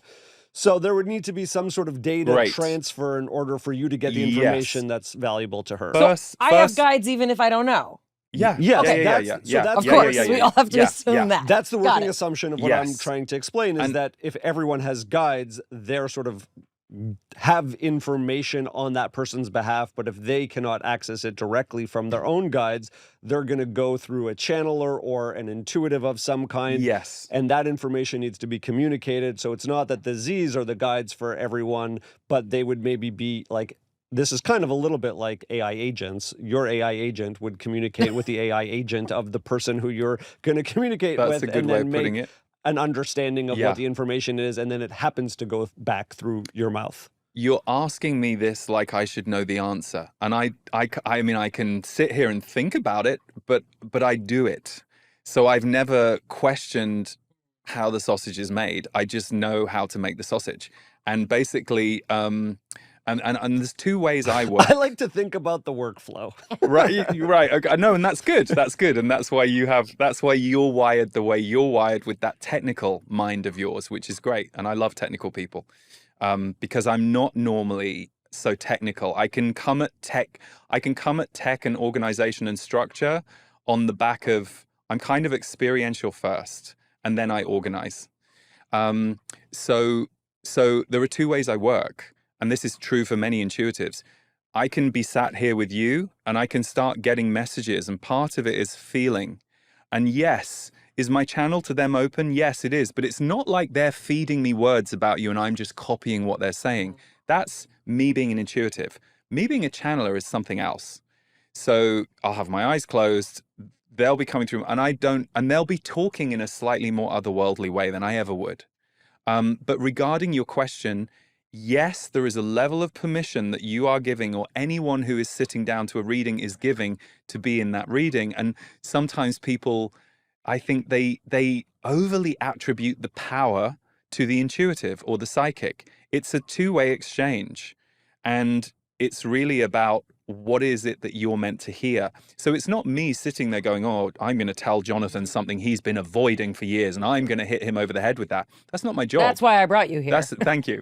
That's not my job. And I just came here to meet CC Bloom. Sorry about that. So my point is, if you're doing your job right, what you're opening to is something you are a vessel for. But you might leave my room or my phone session with you or my workshop, and I don't fully understand what it is I was just a vessel for you for. But I know if I tune in on being the vessel, and I know that feeling in my body so well now, I know, okay, I did what I was supposed to do. I may never fully understand it. So this is another place where, and we talk about, there's a partnership in this energy exchange. 100%. So if you come in here with your arms crossed and you're like, Oh, yeah. this is BS, I don't want it. Yeah, you're not going to receive it, not because you get some award for being a skeptic. It's that if there is some energy that is exchanged between humans, which we know that there is a place of openness that allows that to come through. Just like when you go to kiss someone and they don't want to be kissed, 100%. right? You can sometimes tell from across the room that this isn't going to happen. That's what we're talking about also. So there has to be some willingness and openness. And then I think a lot of people, you kind of dismiss it as like, oh, well, you'll believe anything. You're so gullible, right? We got my mother a psychic reading for her birthday last year. Since my father passed away, which was 10 years ago, since he passed away, she's been a lot more open to other... Death does that to people. Other realms. And I come from, part of my family is Hungarian, and there's a lot of cool, spooky women in many Hungarian families that have strange intuition, beautiful intuition, like I mean, your mother says she's psychic.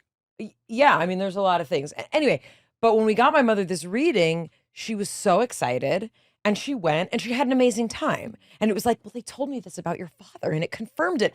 And my kids, who are very skeptical, were like, well, that's because she wanted to believe that. But I'm also thinking maybe wanting to believe opens something up. We know from the placebo effect. We know from double-blind studies that the placebo effect is real in that if you believe something, if you are open to something, you are more receptive to actual growth, improving immune properties. Like, we know these things happen. Belief is incredibly important. We talked about this with Dr. Amir Raz. Dr. Raz is a hypnotist and a magician who's also a neuroscientist. And what he studies is belief and how much belief actually changes our brains. It changes our physiology. So for me, this is like all on that kind of similar plane. I was once working with a woman, this was years ago, and the Z's said something to her at the end of the session when I was channeling them for her. And she'd gone through this major trauma with someone in her life. And I had been encouraging her to go and work with a somatic therapist for her body, because it was clear that there was so much going on in her mind. There was too much up there, which meant she couldn't get down into her body and her body wouldn't open. So the Z's said to her, because she was very scared to do it, and they said, part of the reason you're going to work with a somatic therapist is you are suffering from the effects of what another human did to you. And it's not just the skill of the therapist that's going to be the healing for you. It's going to be that another human helps you put yourself back together.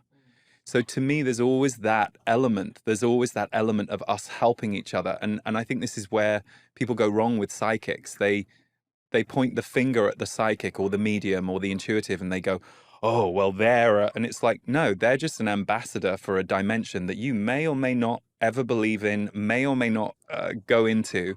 But they're not special. They're just experiencing something, and they're tapped into, for whatever reason, for their path, something that already exists that all of us potentially can tap into or are living in. When I did a course recently called Next Level Healer, I looked up persecution of healers with Google. Because, this is a wound I've worked with so many people over the years, and I've come up against it myself as my own work has gone through growth stages. It's like, oh, am I safe out here? And is this okay? And when you Google, why have healers been persecuted in society, it goes back to religion and medicine control. So prior to the times when religious and medicinal control came in, there were lots of people who had all kinds of helpful plants and herbs, but it all stems from there. And the way to ostracize people was to persecute them. We know that the witch trials got rid of really powerful, brilliant women who weren't allowed to be in power, and a load of them just got bumped off under the guise of being a witch. So to me, this is such an ancient history, and I've heard that from them, we're just in a period of society where it has been, in not in every culture, but in the Western world, certainly scrubbed out, denied. No, this is the system. This is what you're going to do. And actually, you can't stop people tapping into spirit. So death is a great opener for people. And it's great your kids are skeptical. It's great they're skeptical. Let them be skeptical to the end of their life, or let them be skeptical until they're 24 and something happens to them. Because this is the other thing. I think people often are fixated on spiritual teachers, gurus, psychics as trying to trick people into something. Well, Now, a lot of people, if no, and a if lot you of are, people are, trust trying me, to, and there are, yeah. there are. But in my experience, and I've worked with thousands of healers around the world now, most of them are really loving, good people with, like we all have, their own stuff, but they are committed to, as the Z's call it, working in the dimension of healing. Even when I did my latest course, Next Level Healer, I knew the word healer was going to be a bit of a problem, but I was determined, and it was like, no, that is the word. So I set about redefining what is the word healer. We're all healing each other all the time. Your worst enemy is a healing force in your life, even though Sure. you don't like it. Our friends and our loved ones will help us heal when we're going through something, but there are those on the planet who stand for the dimension of healing. They might be a nurse, they might be a doctor, they might be an acupuncturist, they might be a kids counselor. There's so many different hats you can wear to help people transform their lives. They might just be a codependent. That too. So it was interesting doing Next Level Healer and kind of going to Google, going, I've never Googled this. And it was interesting, if you Google why are healers so persecuted in society, you see it all there and you see the history of it laid out. And you're like, so, one of the things I said to the healers as we were going through the wound part is I said, this is a wound that has been carried for hundreds of years. It's lineage that we all interact with as we put our heads above the parapet and stand for what we're standing for. But if you're compelled to stand for it, that's your life, that's your path. You're not going to back away from it. You're just going to have to do some work on the part of you that is nervous every time you want to step forward. I want to know what the most surprising information is that you've received from your entities. Meaning, was there ever something that when it came through, you were like, there is no way that I would have generated this? Either something that came true for someone, or something that you were like, I didn't know the answer to Avogadro's number, and now I do. Yeah, it's funny, I'm not a scientific person. And I've noticed this with channelers, when you meet the channeler, you also see their alignment. Like, I've met some of the very scientific channelers as people, and they're very scientific people. So there is an alignment. So I'm not necessarily the person who's going to give you some extraordinary number sequence through my channel. But there have been things along the way about parts of history that I'd never investigated, or concepts that kind of, I was like, is that true? And then I'd hear about it or read about it years later. So there have been a number of those things over the years, which to me, it doesn't make me special. It just means everything is there in the field. It's whether or not you tap into it. Everything exists.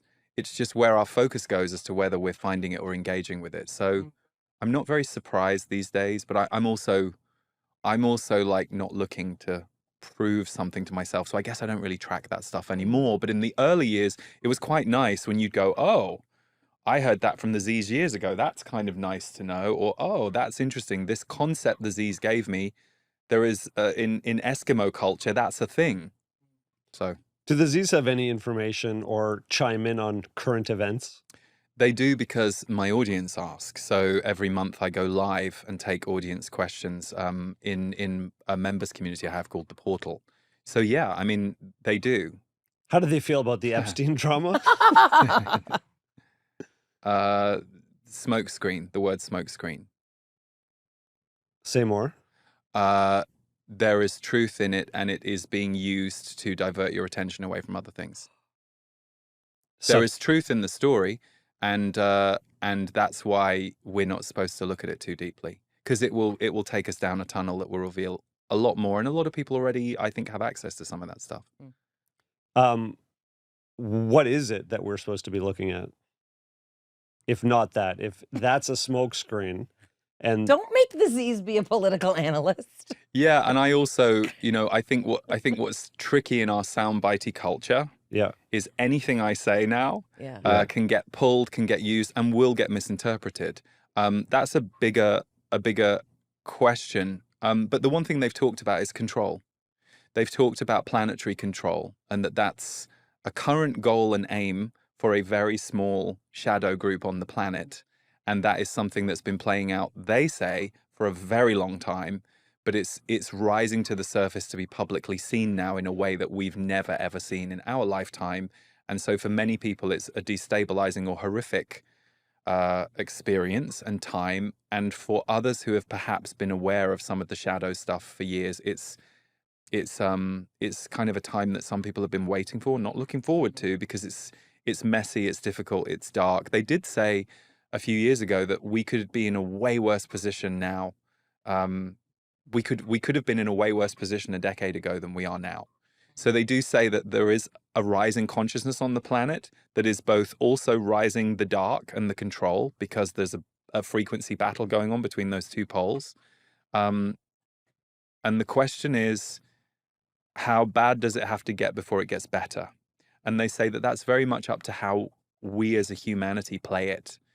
And this is a time where we're moving out of top-down control of the people, and we're in a period of time, not just a year, but a set of years and decade that's all about people revolution and power back to the people. People remembering they have a lot of power before we farmed out our power and the way that we are living to a system that has slowly over time become even more corrupt. If I were to ask Lee that same question, Yes. as opposed to asking what the Z's, would it be a different answer? Well, and I was speaking on their behalf from Right. things that I've remembered that they've said. No, they for would, sure. So But that's sort of what I'm curious about in trying to sort of distinguish, right? if people are only listening, there's a body posture that changes when you're Recounting. when you're that. recounting and you're sharing that. When I asked you that I question, wasn't even channeling, but yes, Right. I'm going But you're back getting to into- that right. place. Yes, but it's if someone is only listening to that answer, they won't get the nuance of looking at you and saying all of a sudden, in previous responses, you're looking, you're engaged, your head is a certain way, and then now all of a sudden, when you start a more philosophical, planetary conversation, your head tilts, your eyes are gazing up, Yes. and you're pulling information from somewhere else. Whether that, and I'm not speculating, and I'm not Sure. denying that it is, the Z's versus and this is why I think it almost doesn't matter in a way. It matters. It matters depending on who you are and where you are. So to me, it doesn't matter. Yeah. To you, it probably doesn't matter. I think when you've been in this kind of realm for a long Right. time, the details start No, to but matter. I'm- But I understand I completely. want to know if I and ask you're Lee, also being right, an ambassador if for I the ask audience. Lee about the Epstein files, he might be like, fucking that's crazy. Like Trump was in it and blah, blah, blah. I'm curious if there's that much of a difference for The you. problem for me is I'm too privy to this stuff for too long. When they first started talking to me about shadow stuff, and it wasn't because they were telling me it against my will, I would ask questions about the world. I did not like the answers. Like, this was not the world I wanted to see. I was in I was in my own little self-growth spirituality bubble, and it was a curated bubble, and it was a bubble that was helping me. And then all of a sudden, shit got real. I don't know if I can say that, sorry. But it was a sobering, I went through a very sobering year and a half in about 2009, where this was a part of my reality, and it was coming to terms with, oh, well, if this is real and if this is true, and all I can say as Lee is, at the time, some of the stuff that they were telling me that seemed a little sci-fi, we are now watching on television screens. And that's kind of interesting. You're like, oh, they were not, stuff that I would have hoped they were wrong about, or I was Like what? maybe I'm channeling wrongly. Like Some what? of the stuff that we're seeing right now, some of the darkness that's playing out, acting out, and I'll give you an example of something that could have easily sounded like sci-fi and or would be sci-fi to many people still. We just this week released an episode with Greg Braden. He talks about planetary control and the risk of giving up aspects of our humanity and talks about the World Economic Forum working through the UN with the possibility of implanting chips into infants' brains to help the next generation compete in an increasingly competitive world. Mm-hmm. That can sound absolutely crazy to many people Yes. until you start to dig in and to say, are these conversations happening? Yes. Are there initiatives? Doesn't mean that they're being implemented yet, but that could it be possible that this is actually being talked about? Now, who gets control of those chips? How are they implemented? Where is the data stored? Like, all of a sudden you can see that's has many implications Mhm. for the entire population. Yep. Now you're like, is that dark energy? Is that positive energy? What, you're splitting the two sides of a coin to say, what is for humanity's benefit and what isn't. And it starts to get really sci-fi and freaky and kind of crazy. You have, in theory, a connection to a source of like truth with a capital T. Right. As yes, although many people, of course, would argue that Sure. or would disagree. I have a voice that I can go to when I am perplexed about my life or things in the world. And I speak to them. I might speak to them 3 times in a week. I might not speak to them for 4 weeks. It just depends what's going on in my life. And I'm in their energy all the time because of my work. It's interesting, isn't it? Because it's all about, are you controlling fear or are you controlling love on the planet? And to keep people away from a loving world, you need them to be in fear. And we saw what happened in 2020 and the amount of unnecessary fear that was pumped into people at a time where that's not what, a healthy, and I'll say it, healthy world leadership would have taken care of people in a completely different way. And I think in a weird way, 2020 was the beginning of a worldwide wake up for many people. And we're still in that wake up, and there is a lot more to come out. The Z's have said, more is going to keep coming out that will shock people. Do you talk to dead people? Only for clients. So, and that hasn't been my choice, but they've come through in certain readings. But I'm What does not that like feel a like? traditional medium. Lovely. God, dead people are so happy. No, they are, really. They're so happy. They don't have to be here anymore. No, because they're no longer in the construct of ego and personality. And it's very moving when you verifying something for a person hits them, because of course, what do we want with our loved ones? We want the connection back in some way. So it's been an interesting aspect of the work, not one I've ever advertised. Before we let you go, I wonder if you can sort of give us, your understanding of what you were placed here both to do and to channel. Right. Yeah. So I didn't understand this as a kid. I was drawn to expression as a kid, and I was full of expression in many creative ways. But my job, or what I've understood of this period of my life, this last 21 years, is to I think make it safe and grounded for people to explore their spirituality. And occasionally I'm spirituality rehab. Occasionally I'm the person that will say, no, you don't have to believe what the healer told you. No, you don't have to believe what that, I think my own philosophy of life is I'm a human being having a spiritual experience, right? Which is most people. So both are true for me. And what I hear from people is, what I hear repeatedly is they like that I'm relatable and spiritual. Whereas I think when I was growing up, I didn't see that modeled a lot, the two together. But that wasn't anything by design. I think that's just, you get feedback when you're out there doing your thing. You hear the same feedback time and time again, and it tells you something about what you're standing for other people.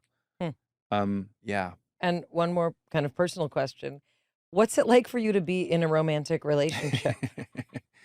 Well, I'm single right now, so so it's really easy right now. No, but do you feel like your energy is essentially for channeling and those kind of interactions, or is there room for you to sort of engage on that God, level? yeah. Oh, completely. Got it. Oh, completely. No, I am my most serious self when I'm doing this work. And and I don't normally bring these topics of conversation up. I mean, I have loads of connections in my life where these things are not the topic of conversation. Wow. And I also need that balance. I'm a full-time worker. So it's like, you need a break. So people hand me spiritual books and I'm like, no, thanks. I'll do comedy. I'll do conversations about your life. I need the balance. But in relationship, I think, for me, like many, relationship has been like the learning area. I think I've had some beautiful relationships, and I think I'm coming to the point now. I just got divorced a couple of years ago. I was married for 5 years. We were together for almost 8. I've got to the point where I know I need to be in a partnership where the two of us have some kind of equality in what we do, and the interaction is coming from that place and wanting to walk alongside each other. I think in all my other relationships so far, I've been learning and growing. So I don't even really know who I'm going to be in my next partnership, because I'm in a bit of a new phase the last couple of years. Well, it's the first thing I would ask on date 1. Tell me about what the Z's say about our relationship. And actually, I prefer it if people don't know about my work. I much prefer it if I can just meet them as a human and we can have our connection. And then, and actually, I will tell you a story with Stephen, my ex-husband. The first night he came to see me do my thing to an audience of people in Sydney, Australia, it was very interesting. He said to me at the end of the night, he said, okay, he said, because he'd just flown to Australia where I was on a tour. And he said, I'm going to take a shower because I have jet lag. And then I'm going to come back and you're going to explain to me what just happened in that room. You didn't prep him? Well, we'd been together 3 months. You've got to see it, though. You've got to see it. And also when I work in a workshop room, I'm working with people. It's not just here's a channeled recording, here's a book. I'm working with people, and it's in real time. It's in real time. So transformation is happening in action. And I literally, he went to the shower and I was like, oh God, he's going to dump me now. Like that was and he couldn't believe that was my narrative. But my narrative around that would be, I hope this isn't a problem for my relationship. And actually it wasn't. It was the opposite. I have 2 sort of closing questions. One of them I think we could have covered way earlier. What do people come to you for? Like, what are people who are going to workshops or consulting or looking for help and advice? What's going on with them often? Because I don't do one thing, it's many things. But I would say that the types of people who I tend to commonly get come to me are people who are already somewhat sensitive, empathic, or open, and they're looking to go deeper with it. People who love channeling, and that really works for them. People who are healers. People, I have a lot of people who are practitioners. For example, the energy update. I have loads of practitioner friends or people in the field who will often say to me, oh God, the energy update really helped me. I didn't know they were watching. So I think it depends. Some people come for a quick fix of, oh good, I just need to know how I feel. He sometimes works for me. I'll use the energy update. Okay, good. Other people go really deep and they want to come to all the workshops and they want to, take online courses. But I think ultimately people are looking for themselves, and you might be a person who can help them open some doorways in themselves. Very helpful. And then I think there's a lot of people out there who are listening to different information on how to be more intuitive, how to regulate their emotions, how to maybe develop extrasensory abilities or hone, their senses, or maybe they're an empath that they feel overwhelmed. If someone is seeking, struggling, hasn't found the right footing, do you have a general advice that you would give them to, move towards a place where with more balance, more optimism, more sense of purpose in their life? What would you say to them? The first thing I would say is know what you're seeking and why, and know your pain. Because often we will go and seek things to outrun our pain. And many of us did, I'm no different. I went to spirituality and self-growth because I had a big bag of pain that I knew was in my way. And I think sometimes people don't always tend to those two things separately. And actually it can be very healthy to go, okay, I know I'm seeking spirituality, but let me also look at my human story so far in life. And wow, it has been quite wounded. Let me look at those wounds, So I would say really know why you're looking into spirituality and what you're looking for, but also understand who you are that has brought you there, because that can just quicken the process. And then secondly, trust yourself, which can be a very hard thing to say, but there is a tendency, because we think we don't know anything about spirituality, we'll believe anybody. Or we'll believe the first person that tells us the fifth dimension should always be seen as blue and you access it by X, Y, and Z. I'm so not a fan of rules. Like, people will say, well, how do you become less anxious? It depends who the person is. It depends on their trauma history. It depends where they're at. It depends on their level. Sure, there are going to be some common areas around anxiety that will work for most people. But the problem with spirituality is we as humans have a tendency to want the answer. And the answer is linear, rigid, and it's in a box. As soon as you go into spirituality, you're in a multidimensional world. You are no longer in human land. So your human brain often has trouble breaking down those definitions and going, well, hang on. Well, this teacher said to get to the fifth dimension, I need to drink water only for a week. And then this person said to get to and who's right? And it's like, neither of them are correct. It's up to you to decide. You're going to get there yourself if the fifth dimension even matters to you. And some people really care about that stuff. So I think you have to go into it knowing this is going to be a big playing field. This might take me a lot of time, but if I know why I'm here, what I'm looking for, but equally, if I'm honest with myself about my basis, my basis is I've come out of 2 abusive relationships.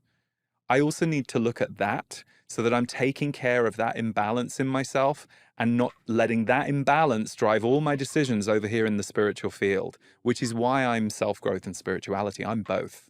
And for me, that's the balance point that works for me. So it's just a few things I would say. I think it's super helpful. Thank you. This was such a fascinating conversation, and really appreciate your explaining all the things that I wanted explained in particular, because I know it's not necessarily the framework that you have to operate in. No, but it was I really get great. it, and thank you for your questions, and thank you for having me. It was very Of nice course. to meet you both Really, and really be here. awesome. Thank you so much. I don't really know what to say about our new friend Lee Harris, because I really expected, I didn't watch him. I read about him, and obviously Valerie prepares a fantastic document, but I kind of purposely didn't want to see him do his work or look up his videos. I just wanted to what's the information? Let's meet this guy. I had no idea. I didn't think it would be like this. You thought he'd have more patchouli on. I thought it would be very clear. Metaphorical patchouli. I thought it would be very clear that this guy's making this up. He's making it up. He's a smart person, so he knows beautiful and wise things about the universe. And in my defense, it's not like he's saying anything so shocking, we all need to put on purple hats and wear high heels. Then I'd be like, wow. But he's saying things that make sense, that are very in line with a lot of psychological structure, a lot of mystical structure. So I just thought he's a guy who's making it up and he's having some delusional experience. I do not believe that anymore. You don't believe he's having a delusional experience? No, I don't think he's Okay, delusional. what do you believe? What do you take away? Also, he told you that you are very spiritual. You don't like that. You always say you're not spiritual, you're not intuitive. He says otherwise. Well, what I think is happening is that in the same way that certain people have an easier time dropping into a meditative space, or have learned the skills with which to do so, something opened for him from a place of pain. He describes that he had a spiritual awakening, right? It's what a 12-step program would call it, right? He had a spiritual awakening, and that awakening came with information that I cannot explain, that he's generating on his own. I think what I appreciate about Lee is that he doesn't have all the answers, meaning he can't necessarily explain what's happening or why or how. He's just experiencing something. And I do believe that he's allowed to make a living at what he does. And I also believe that his message is really one of love, openness, camaraderie, friendship, and connection. Like, those are all good things. I agree. If you're watching this podcast right now, I am leaning over in my chair so that Archie doesn't eat the lever at the bottom of the chair that makes it go up and down. He likes to chew on the levers of these chairs. I've noticed that. It's a little bit distracting. I really do like The Future Human because it is literally, I mean, as he said, it was an entire channeled book. So all of the answers are from the Z's. There's so many things here. I mean, we didn't even get to it because I mean, I was just so fascinated with his process and how he does this. One thing I will say to people who are only listening, not watching, I watched his face and his head. Something different happens. And something was happening when he was kind of going into his reading of you, which was his face was getting redder, his head was getting hotter. You could kind of, he wasn't like full on sweating, but the skin coloration had changed. I'm curious if anyone watching noticed that. If you did, definitely comment. I think it's an interesting, he said he gets hotter. And so I was watching that happen. So one of the things that is talked about in this book is he believes that there's something going on for a lot more people who are having access to this kind of information, who are interested in this kind of information. I think we can see it even just by our podcast and what people are interested in and kind of asking us to talk more about. And he said that this kind of, you could call it telepathic communication, you could call it, synchronicity. It says that this will become more and more normal. There are still some people who are surprised when they choose to reach out to a friend just as the friend is also calling them or sending a message at the exact same time. This is going to become more and more the norm. It's because the speed of your connection has not yet caught up with the awareness of your mind and intuition. You're all energetically connecting with each other in stronger ways. I just thought that was interesting. It's something we talk about in how we reconnected after many years of not speaking years ago. And yeah, he also talks a lot about sexual energy here, but I'm not going to get into that right now. Well, Deepak talks in our episode about how we're at a precipice where humanity is changing, and sort of the not negative, but the skeptical side of this is that, everyone says that humanity has been changing and there's been all these periods of time and there was a change of consciousness in the 60s. And I don't necessarily know that changes or degrades the fact that it's happening now as well. But it does seem like more people are aware of the skills and abilities that we all have and that our human experience can have a level of interconnection that we're beginning to realize on a deeper level. If you'd like to hear more about Lee Harris, go to leeharrisenergy.com. I'm very, very curious to learn more about him. I mean, we learned so much today, but there's a lot more. Make sure to follow us on Substack. We've got some really special exclusive content from this episode that is over on Substack. Go to bialikbreakdown.substack.com. The Breaker community is eager to meet you over there. And from our breakdown to the one we hope you never have, we'll see you next time.